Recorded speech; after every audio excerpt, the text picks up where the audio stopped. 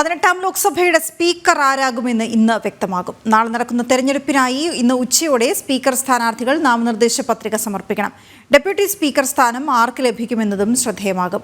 Om Birla NDA speaker സ്ഥാനാർത്ഥിയാകും. വിവരങ്ങളുമായി ജിഷ്ണു കൃഷ്ണൻ ചേരുന്നു. ജിഷ്ണു, ഇനിയിപ്പോൾ ഇത് ആദ്യം തന്നെ നാമനിർദ്ദേശ പത്രിക സമർപ്പിക്കണം, അതിനുശേഷമാണ് നടപടിക്രമങ്ങൾ. അതെങ്ങനെയാണ്?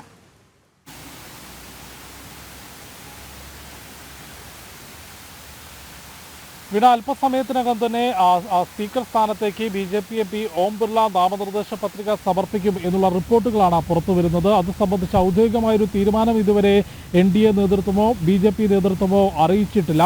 18ാം ലോക്സഭയുടെ ആദ്യ സമ്മേളനം ഇന്നലെ ആരംഭിച്ചു. ഇന്ന് രണ്ടാം ദിനത്തിലും ഇപ്പോൾ അംഗങ്ങളുടെ സത്യപ്രതിജ്ഞയാണ് പുരോഗമിക്കുന്നത്. സ്പീക്കർ സ്ഥാനത്തേക്ക് അല്ലെങ്കിൽ സ്പീക്കറെ എതിരില്ലാതെ തെരഞ്ഞെടുക്കണം എന്ന ആവശ്യം ഭരണപക്ഷം പ്രതിപക്ഷത്തിന് മുൻപിലേക്ക് വെച്ചിട്ടുണ്ട്. പതിവ് പോലെ സ്പീക്കറെ ഒരു യുനാനിമസ് ആയി തെരഞ്ഞെടുക്കണം, അല്ലെങ്കിൽ സഭ ഒറ്റക്കെട്ടായി സഭാനാഥനെ തെരഞ്ഞെടുക്കണം എന്നൊരു ആവശ്യം പ്രതിപക്ഷം മുൻപോട്ട് വെച്ചിട്ടുണ്ട്. അതിനോട് എങ്ങനെയായിരിക്കും ഇന്ത്യ മുന്നണി, പ്രതിപക്ഷ മുന്നണി പ്രതികരിക്കുക എന്നുള്ളതാണ് നോക്കിക്കാണേണ്ടത്. രാജ്നാഥ് സിംഗ്, മല്ലികാർജ്ജുന ഖാർഗെ ഉൾപ്പെടെയുള്ള മുതിർന്ന നേതാക്കളുമായി കൂടിക്കാഴ്ച നടത്തിയിട്ടുണ്ട്. അവരോടും ആവശ്യം ഉന്നയിച്ചിട്ടുള്ളത് തെരഞ്ഞെടുപ്പ് നടക്കുകയാണെങ്കിലും BJP മുൻപോട്ട് വെക്കുന്ന അല്ലെങ്കിൽ NDA മുൻപോട്ട് വെക്കുന്ന സ്ഥാനാർത്ഥിയാകും വിജയിച്ച് സ്പീക്കറായി മുൻപോട്ട് വരിക. അതുകൊണ്ട് സഭയുടെ നാഥൻ എന്നുള്ള രീതിയിൽ സഭ ഒറ്റക്കെട്ടായി തെരഞ്ഞെടുക്കണമെന്ന ആവശ്യമാണ് ഇപ്പോൾ BJPയും NDA നേതൃത്വവും അല്ലെങ്കിൽ സഭയിലെ ഭരണപക്ഷം മുൻപോട്ട് വെച്ചിട്ടുള്ളത്. അതിനോട് അല്പസമയങ്ങൾക്ക് മുൻപ് കോൺഗ്രസ് നേതാവ് രാഹുൽ പ്രതികരിച്ചിരുന്നു. ഭരണപക്ഷത്തിന് ഈ സ്പീക്കർ തെരഞ്ഞെടുപ്പിലും ഒപ്പം സഭാ നടപടികളിലും എല്ലാ പിന്തുണയും ഉണ്ടാകും. എന്നാൽ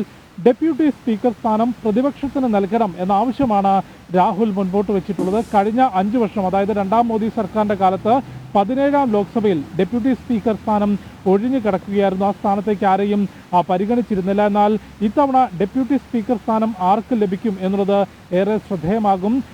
പ്രതിപക്ഷ കക്ഷിയിലെ ഏതെങ്കിലും ഒരു പാർട്ടിക്ക് ഡെപ്യൂട്ടി സ്പീക്കർ സ്ഥാനം നൽകാനുള്ള സാധ്യതയുണ്ട് എന്നുള്ള റിപ്പോർട്ടുകളും പുറത്തു വരുന്നുണ്ട്. ഏതായാലും അക്കാര്യങ്ങൾ ഔദ്യോഗികമായി സ്ഥിരീകരിക്കുന്നതിന് അല്പസമയങ്ങൾ മാത്രമാണ് ബാക്കിയുള്ളത്. നമുക്ക് ലഭിക്കുന്ന റിപ്പോർട്ടുകൾ പ്രകാരം 17ാം ലോക്സഭയിലെ സ്പീക്കർ തന്നെയായിരുന്ന രാജസ്ഥാനിൽ നിന്നുള്ള MP, BJPയുടെ MP ഓം ബിർള തന്നെ 18ാം ലോക്സഭയുടെയും സ്പീക്കറാകും എന്നുള്ളതാണ്. അല്പസമയത്തിനകം അദ്ദേഹം നാമനിർദ്ദേശ പത്രിക ലോക്സഭയിൽ സമർപ്പിക്കും. ഇന്നലെയും ഇന്നും ലോക്സഭയിൽ പുതിയ അംഗങ്ങളുടെ സത്യപ്രതിജ്ഞ മാത്രമാണ് അജണ്ടയായി നിശ്ചയിച്ചിട്ടുള്ളത്.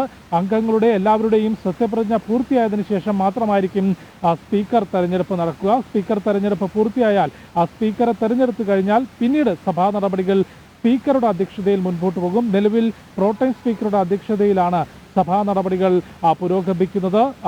പുതിയ അംഗങ്ങളുടെ സത്യപ്രതിജ്ഞ, സ്പീക്കർ തെരഞ്ഞെടുപ്പ്, രാജ്യസഭയുടെയും ലോക്സഭയുടെയും സംയുക്ത സമ്മേളനത്തിൽ രാഷ്ട്രപതിയുടെ നയപ്രഖ്യാപന പ്രസംഗത്തിന്മേലുള്ള നന്ദിപ്രമേയ ചർച്ച, പ്രധാനമന്ത്രി നരേന്ദ്രമോദിയുടെ ഇരു സഭകളിലെയും മറുപടി പ്രസംഗം, ഇത്രയുമാണ് ജൂലൈ 3 വരെ നീണ്ടു നിൽക്കുന്ന ഈ പാർലമെന്റ് സമ്മേളന കാലയളവിൽ നിശ്ചയിച്ചിട്ടുള്ള അജണ്ട.